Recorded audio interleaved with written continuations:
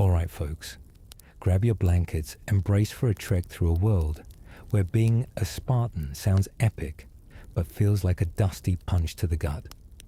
We're trailing Theron, a regular guy in 480 BCE, marching with Sparta's toughest to face a Persian army so big, it's basically a human avalanche. No Hollywood heroics, just blisters, bad breath, and the kind of dread that sticks like sweat. Before you drift off, smack that like button, subscribe, and toss a comment. Where are you chilling, and what's the clock saying?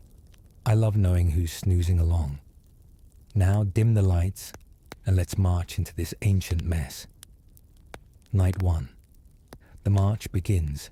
It's night, and Theron collapses onto his cloak in a makeshift camp, bones screaming like he dragged a chariot through Hades.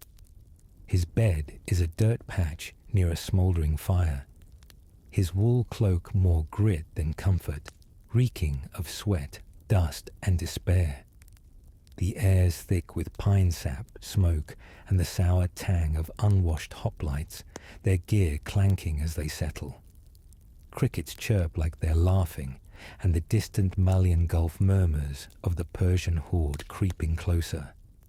His bronze shield, 8 pounds of agony, props his head, because pillows offer soft Athenians. Theron's 28, a grizzled vet with agog scars. His back's howling, his feet are raw, and his spear arms begging for a break. The camp's a sprawl of cloak and snores, its mate Cleon muttering nearby, probably cursing the gods. Privacy, a fantasy, like clean sandals or Persian surrender. Theron shuts his eyes, stars glinting through the pines, and scratches a bite with its own heartbeat. Spartan glory, more like Spartan torture. He thinks back on the day, and it's a miracle he's still kicking. Today, he marched with Leonidas's 300, a hoplite bound for Thermopylae to stop Xerxes' invasion. Dawn broke red over Laconia's hills, and Theron strapped on his gear like a condemned man. His bronze cuirass, 2 pounds of misery, chafed his ribs raw. His greaves pinched his shins, leather straps biting like eels. His 8-foot spear wobbled, a splintery curse snagging on brush. The shield, bronze-faced wood, hung on his arm, its 20 pounds dragging like a clingy toddler. Add a sword, dented helmet, and waterskin, and he carried 30 pounds of pride, plus actual pride, heavier than all of it. The road was a rocky gauntlet, winding through scrub, each step jabbing his knees like a Persian dart. The phalanx moved loosely, shields slung, spears upright, dust rising in clouds that choked their throats. Cleon coughed, griping. This dust'll kill us before Xerxes. Theron quipped. Good. Less work for him, his mouth drier than a helot's rations. The Agoge taught him to eat pain, but this was a feast. They covered 12 miles, the sun a hammer baking their bronze like flatbread. Theron's tunic, sweat-soaked wool, clung like a second skin, and his sandals, leather strips tied with hope, rubbed blisters that wept with every step. Mid-morning, Lysander, a rookie, fumbled his shield, nearly tripping Theron. It clattered like a gong, and Leonidas shot a glare that could curdle wine. Mind your gear, boy, he growled, voice cutting stone. Theron steadied Lysander, muttering, Shield's your wife, don't drop her. Cleon cackled. He's married to a rock then. The laugh eased the tension, but Theron's arm ached, the shield strap digging like a claw. He adjusted his helmet, its horsehair crest sagging, and kept marching, eyes on the horizon where Persians waited. Noon brought a pause in a scrubby valley, water tasting like warm regret. Rations were barley paste, glue with dreams, and figs that crunched like defeat. Theron chewed, jaw protesting, picturing Cora, his daughter, her giggle alight in his mind. Would she hear his name if he fell? Cleon tossed a fig, smirking.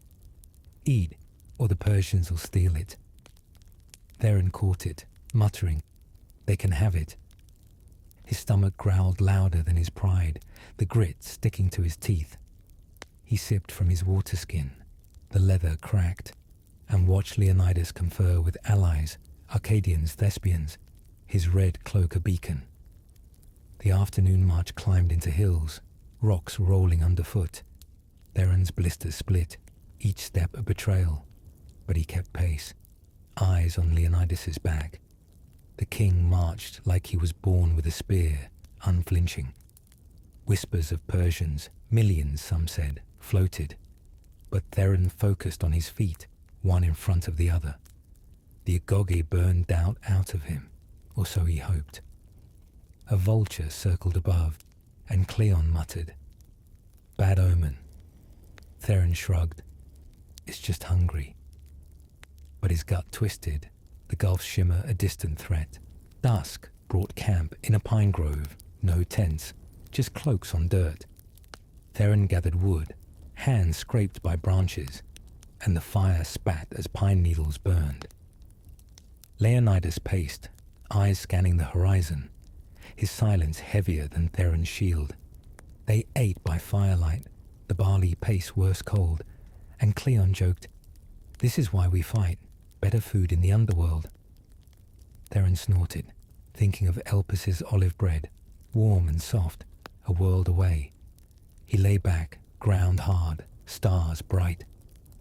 Cora's face lingered, her braid swinging as she ran. He'd fight for her, shield high, or die trying. Now he's on his cloak. Cleon snores rumbling, the fire crackling. The stars sneer, but sleep's a victory, and he grabs it fast. Night 2. Drill disasters. It's night, and Theron sprawls on his cloak, aching like he sparred with the Minotaur and lost big. The camp's quiet, pines rustling, the gulf's glint a grim nudge of what's coming. His muscles throb, his blisters burn, and his spear arms staging a revolt. The air's sharp with smoke and sweat, the fire's embers glowing like dying stars. Cleon's snoring nearby, muttering curses or dreams, probably both. Theron scratches a welt, shuts his eyes, and recalls the day's chaos. He spent the morning drilling in a dusty field, shield locked with the phalanx, thrusting his spear at an invisible enemy. The line was tight, shields overlapping like scales, but Damos, the rookie, tripped over his spear, and the formation wobbled like a drunk at a festival. Leonidas barked, again, his voice sharp enough to slice bronze. Theron's arm screamed, sweat stung his eyes, and his cuirass baked him like an oven. Cleon muttered, "Bet the Persians trip worse." Theron snorted, but the next thrust nearly popped his shoulder. The agoge taught him pain was noise, but today it was a screaming chorus that drowned out everything. The field was a churned mess, dust coating their greaves, sticking to sweat like a second skin. Theron's shield, 20 pounds of oak and bronze, dragged his arm down, the strap cutting into his shoulder. He gripped his spear, its ash shaft slick, and aimed for precision, but his muscles groaned with every jab. Leonidas stalked the line, eyes like flint, correcting stances with a pointed glare. "Shields higher," he snapped, and Theron adjusted, legs burning. Damos fumbled again, his spear clattering, and Leonidas's look could have melted stone. "Boy, you'll kill us before Xerxes does," he growled. Theron steadied Damos, whispering, "Breathe, kid." But his own breath was short, the heat a fist in his chest. By noon, they broke for rations in the shade of scrubby oaks. The barley sludge was thicker today, like mud with delusions, and the water tasted like it had been scooped from a goat trough. Theron sat with Phylas, an agog mate, who bragged about wrestling goats back home. Persians are meaner, Theron deadpanned, and Phylas laughed, spitting crumbs. They swapped stories, running barefoot through thorns, stealing bread to survive the Agogi's Hunger Games. It felt good, but the Gulf's shimmer grounded them. Persians were out there, millions if scouts were right, and Thermopylae loomed. Theron tightened his greaves, leather creaking, and pictured Cora's braid, her giggle a faint echo. Would she care about his stories? The afternoon brought more drills, Leonidas relentless. They practiced the push, shields slamming forward, spears stabbing low. Theron's legs wobbled, his cuirass chafing raw patches on his ribs. Cleon, beside him, grunted, "This is why I hate mornings." Theron smirked, "You hate everything."